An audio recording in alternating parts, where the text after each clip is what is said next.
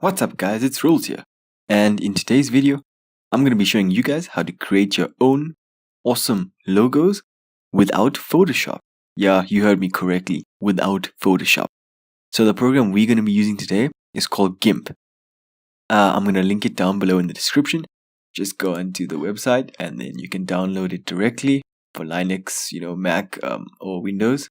And yeah, just install that and open up the program and let's get started. Okay, so actually before we jump into creating a logo and stuff, I just want to go over some tips that I think would be helpful for you guys when, coming up with your logos. And number one, be unique, be different.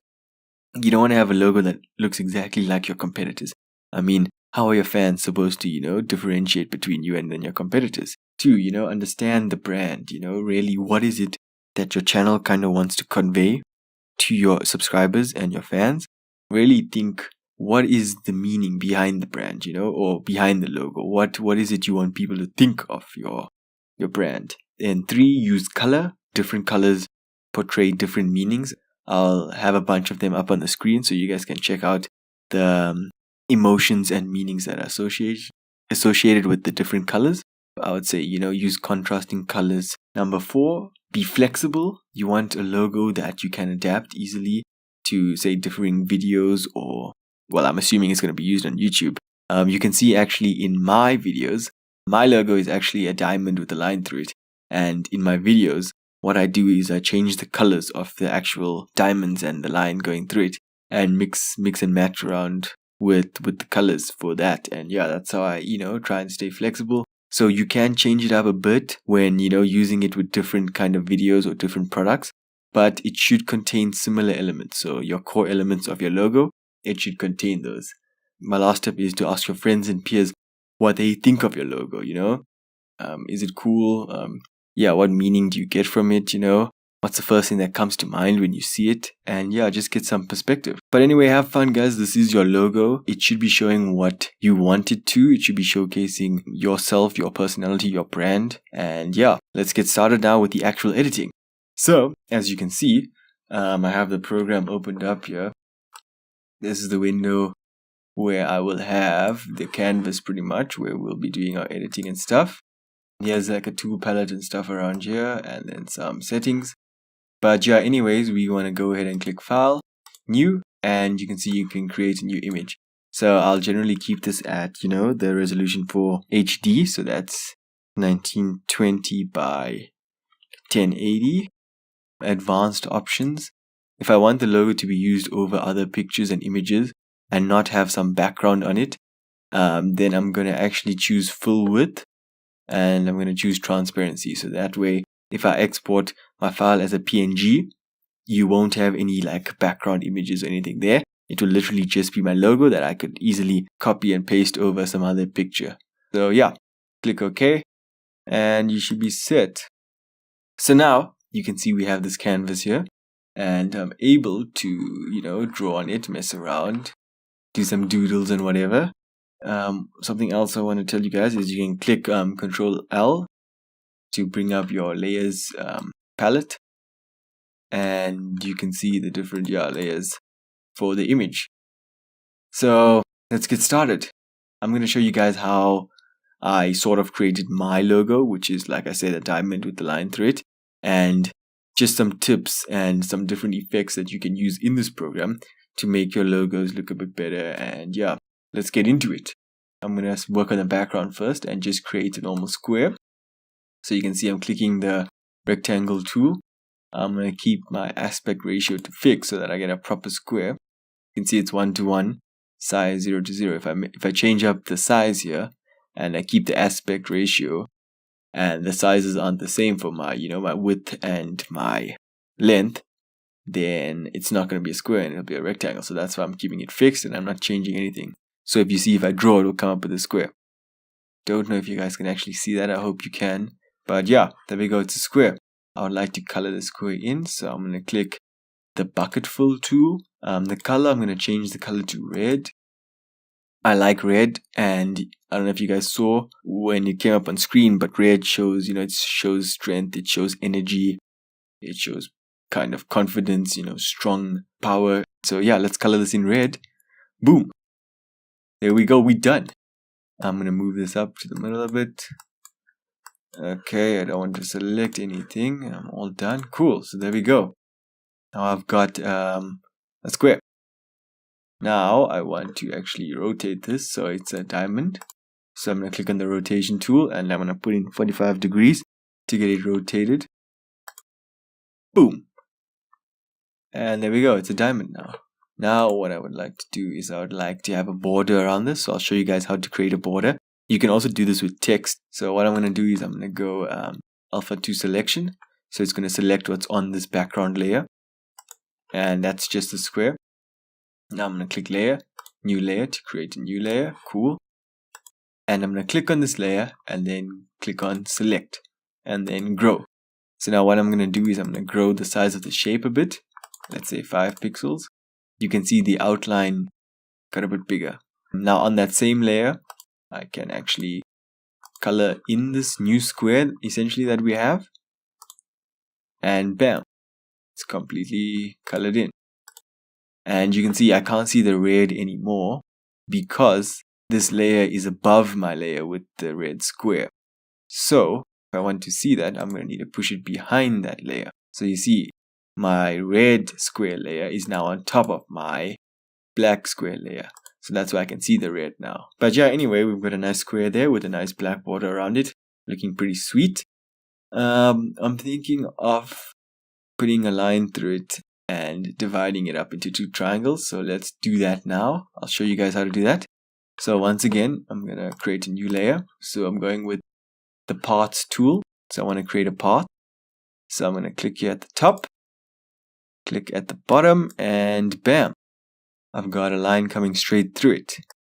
So now it's just a line, hey? It's just a line. There's no color to it. There's nothing fancy about it. It's just simply a path. So now what you can do with this line created, and what I did when I created my logo, is then you go and click on the paintbrush tool, select the size of the brush you would like to use. I'm going to keep it relatively small. I don't like it too thick. Click edit and then stroke path. Now you can say stroke with the paint tool and then it will take whatever settings you had for your paintbrush and will apply it to that path. There we go. Okay, so now we've got a line that's separating my 2 triangles. Now I want to color one of the triangles only into a different color, perhaps white or black or something else. So yeah, let's get that done. I'm going to show you guys how to do that. Let's duplicate the layer. See, it's duplicated, background copy. If I hide the eye from both of these, it'll be invisible. Now it can be seen again. Okay, cool. So now what I want to do is I also want to get rid of this so that I'm only dealing with my triangles. You see, so if I click the eye, you'll be able to see it. If I don't, yeah, you guys get the idea. Alpha 2 selection, I only want to remove the stuff in this layer. And now I am going to, I'm actually going to show you guys another way. This way you use alpha 2 selection and you pretty much go at it old school and literally just erase everything that you don't want from the layer. That's pretty much it. The other way I want to show you guys is a lot more precise. Again, it's going to be using kind of paths tool, but this time it's called free select tool. So here you just pretty much select what you want to cut out. So like I said, it's going to be this triangle for me. Okay, so there we go. Now it's selected. Now if I just go Control X, it should cut this completely out. There we go. Select none. Now you can see on this layer, it's only a triangle now. I've only got a triangle because I've removed that other part. You can see there's still some lines here. And that's because obviously when I made the path or selected the triangle, I obviously didn't select it quite properly. So I'll just use the eraser tool, like I was telling you guys, to just clean up. So there we go. As you can see, it's now removed. Now what I want to do is I want to change the color of one of the triangles. So alpha 2 selection. And if I change it with my bucket tool, fill the whole thing white, watch what happens. can you see only a half becomes white? Why? Because I have this layer above my first red box layer or square layer, and I cut that that triangle out, so it's no longer there. Another thing you can do to mess around with the color for your logo and stuff, and to add some cool shading kind of effects, is to click on this button here, blend tool. You can select your gradient, foreground to background, any different colors here. You can even change the shape to radial, square, and pretty much what this does is it makes your image look like it's been shaded. I can show you guys now on the white side of the triangle what happens. So you can see it adds a nice shading effect. I can go in and do radial. This is going to be expanding from the out. Yeah, that looks nice. I think I'll keep it actually at this. Now we've got a nice looking diamond, with some nice colors, red and a grayish kind of tint there. And yeah, let's add some text. We can add our name perhaps. You can click here on the text tool, and that's going to allow us to create a text layer. You can choose the font here. Okay, let's do it. So now I'm going to drag here, and I'm going to type some text. Your name. Cool. I can change the size and the color of my text as well. That looks nice. Let's change the color. Okay, now I want to create a border again for it and kind of just emphasize what's being said. Well, the your name part or the text. So once again, I am going to create a new layer. Sorry, alpha to selection. Create a new layer. Yes, I will create a new layer. Select and grow this text, perhaps by 3. Cool, and then I'll fill it with another color, a nice red burgundy color. Cool, select none, and there we go. Push this behind, and voila. I have a nice border now. It looks a bit dark. The red, it does look a bit dark, so what I can do is again choose a different color with the paint tool and color it in. That red looks a bit better, it looks a bit brighter. You can see it. Okay, so now that looks pretty fresh, hey? Now I can also show you guys how to make it pop a little bit more. You're going to want to duplicate the layer, and on the new layer that's duplicated, click filters, blur, and then Gaussian blur.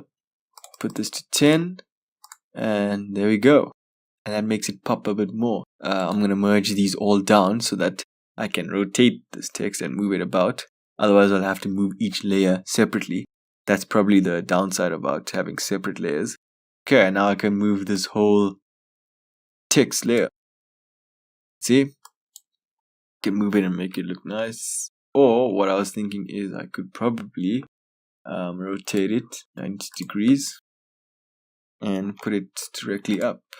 You do have to tilt your head to see this, so I probably wouldn't recommend having your name or your brand name at an angle like that, because then the person or your subscribers are going to have to tilt their head to read it. But yeah, you can mess around with the light, the brightness, the thresholds. There's a lot of different tools here. Airbrush. You can also change the layers here. I can click on the background. I can change it to, hard light. Mess around, addition, lighten only. I don't see any difference there. Color, anything really to make it whatever you want. Once you guys are done creating your logo, you can go ahead and click File, Save As, choose where you want to save it, which folders you would like to save it in, also the extension, what type you would like to save the file as, the Gimp file, JPEG, PNG, whatever it is you like. So yeah guys, that was pretty much it for this tutorial. So be unique, understand what you really want to go for, what's the meaning behind the brand, behind the images, what you want to convey to your subscribers. Use color, use your contrasting colors, complementary ones. Be flexible with your logo. You should be able to adapt it to perhaps a new video series that you want to make. I'm just thinking YouTube here. If I had to think actual brand, then other products. Perhaps you want to branch out into shirts, into a blog, into something else like that. Keep the core components there. And yeah, get some input from your friends, guys. Ask them for their suggestions. I hope you enjoyed this how-to video. You can check out my other one on how to make great audio with just an iPhone and Audacity. Yeah, I'll link it below. If you enjoyed this video, then a thumbs up is always appreciated. And if you're keen to see more, then hit that subscribe button. If you have any questions, feel free to drop them in the comments below. Stay slaying, and I'll check you guys in the next video.